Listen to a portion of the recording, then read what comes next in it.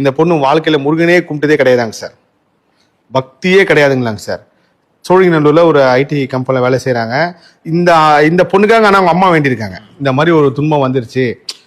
இப்போ நீங்க ஒரு ஹாஸ்பிட்டலுக்கு போறீங்க சார், ஜென்ரலான செக்அப் போயிட்டு திடீர்னு உங்களுக்கு இந்த ஒரு நோயின்னு சொல்லிட்டு என்ன பண்ணுவீங்க, எப்படி இருக்கும்? அந்த மாதிரி இந்த பொண்ணு பெரும் கனவோட வந்த பொண்ணுக்கு ஒரு சாதாரண ஒரு மயக்கம் வருது. மயக்கம் வந்ததுக்கு அப்புறம் போனா டாக்டர் இதே அதேன்னு சொல்லி மூளையில ஒரு சம்மந்தப்பட்ட ஒரு பிரச்சனை இருக்குன்னு சொல்லிட்டாங்க. அலருது. பொண்ணோட அம்மா வந்து பெரிய முருக பக்தர். திருச்சி வயலூர் கோயிலில் போய் முருகனுக்காக வேண்டிக்கிறாங்களாம். என்ன வேண்டுறாங்களாங்க சார், நான் வந்து என் பொண்ணுக்கு இந்த வந்த பிரச்சனை குணமாயிருச்சுன்னா நான் உனக்காக இதை செய்யற முருகன் ஒரு விஷயம் வேண்டிக்கிறாங்க சார். அதே மாதிரி குணமாகி அந்த பொண்ணுக்கு ரிப்போர்ட் எடுக்க போறப்போ மிராக்கல், உங்களுக்கு வந்து அந்த கட்டியை வந்து நம்ம ஆப்ரேஷன்லாம் பண்ண வேண்டியதில்லை, இந்த ஒரு அதிநவீன இது மூலயமாவே நம்ம பண்ணலாம், அதுக்கு அந்த பொண்ணு ஐடியில் ஒர்க் பண்ணுறதுனால அதுக்கு full and full medical insurance claim பண்ணி அதிலேயே பண்ணிக்கலாம் அப்படின்னு சொல்றதுலாம் பெரிய மிராக்கல் தானே சார். 2 ரிப்போர்ட்டுமே அந்த அம்மா எனக்கு அமிச்சாங்க சார். அன்னிலேருந்து இந்த பொண்ணு பெரிய முருக பக்தி ஆயிட்டாங்க. அந்த அம்மா சொன்னாங்க, நான் முருக சாட்சியா வரேன், நீங்க கண்டிப்பா எப்போ ஆனாலும் சொல்லுங்க அப்படின்னு. இந்த மாதிரி இவ்வளவு அற்புதம் அதிசயம் இருக்கு. ஒரு 200 பேருக்கு நடக்கலன்றா கூட இவங்க எல்லாமே ரொம்ப பாவப்பட்டங்களோ இல்ல வந்து முருகர் பார்வை படாதவங்களும் கிடையாது.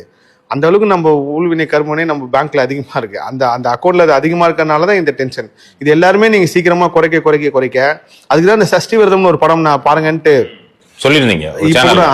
அந்த படம் வந்து ஒரு பல சண்டைகளுக்கு வந்து பதிலா இருக்கும் சார். அதனால நீங்க என்னைக்குமே முருகர் நம்மளை கைவிட மாட்டான்னு நம்பணும் சார். நிச்சயமா சார். ஸோ அதனால வந்து நான் உணர்ந்த மாதிரி நீங்களும் கண்டிப்பா முருகரை உணர்வீங்க சார்.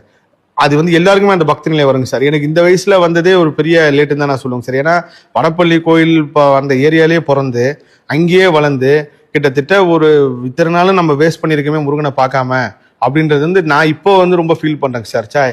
இத்தனை லேட்டா போனதுக்கே முருகர் இவ்வளவு பெரிய வாழ்க்கை கொடுத்துருக்காருன்னா பிறந்தலேருந்தே முருகனை போய் பார்த்துருந்தா எவ்வளவு பெரிய அற்புதம் பண்ணியிருப்பாருங்க சார்ன்றது நான் ஃபீல் பண்றேன்.